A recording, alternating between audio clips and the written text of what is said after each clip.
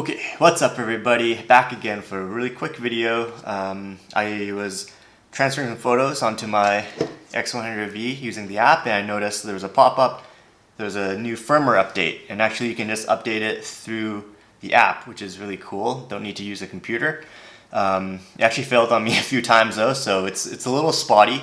What it does is it connects to your camera via the app, and you have to connect it through Wi-Fi and Bluetooth, and then it'll download the firmware and install it on the camera. If you're trying it and it fails like a few times, don't worry. It took like 3 tries for me to get it working, and it worked fine. The camera updated. It's safe. It did not brick the camera, so don't worry. So what's new in this version? So it's version firmware 2.0 for the Fuji X100V. Some pretty cool features. I'll just list them off right now. Number 1, there's a support for the Fujifilm X webcam. So this is an app you can download onto your computer.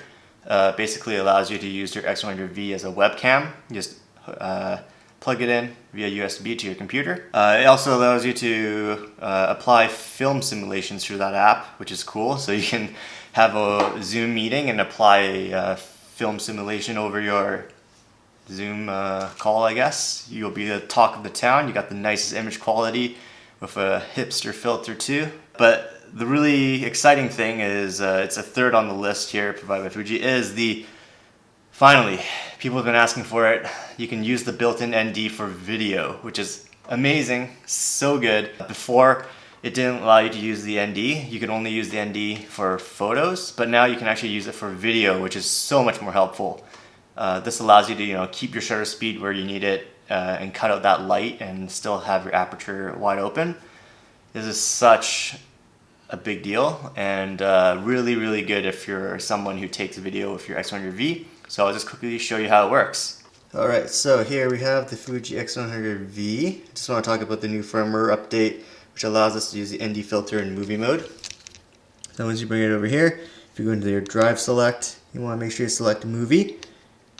And then what's really cool is basically you can access your ND now.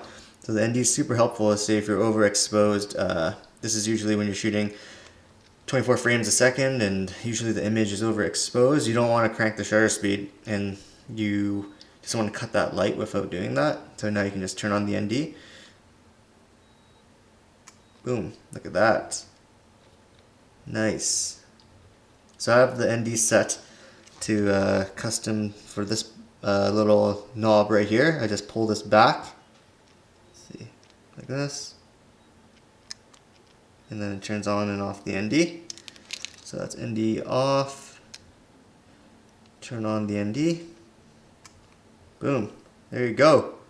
This kind of inspires me to take the X100V out more and take some video clips with it more. It's actually quite a capable video camera. It can do 4K 24, 4K 30, 1080, 60, and you can use that Eterna profile, which is really popular. Here's a little video that I took. This is a sample clip.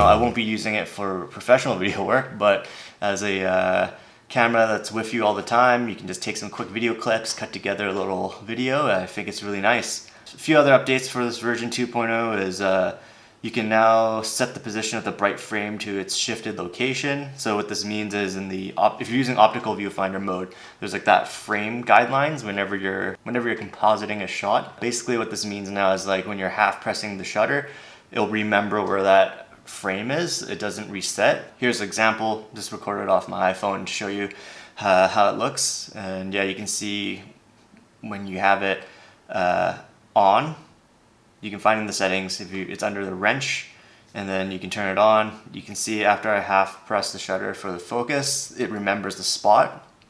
Now if I turn it off, I'll just demonstrate what it does is when you half press the shutter, it'll show you where it is, but then it resets back to the full frame. And then there's other smaller expanded functionality, just like quality of life upgrades in the version 2.0. I'll just leave a link in the description below if you want to read the notes. The rest of it isn't very exciting. The main thing is, finally, the ND for video. Yes! Alright. Are you somebody who uses the X100V for video? Let me know in the comments below. Again, like, comment, subscribe. Thanks for watching. I'll catch you in the next one.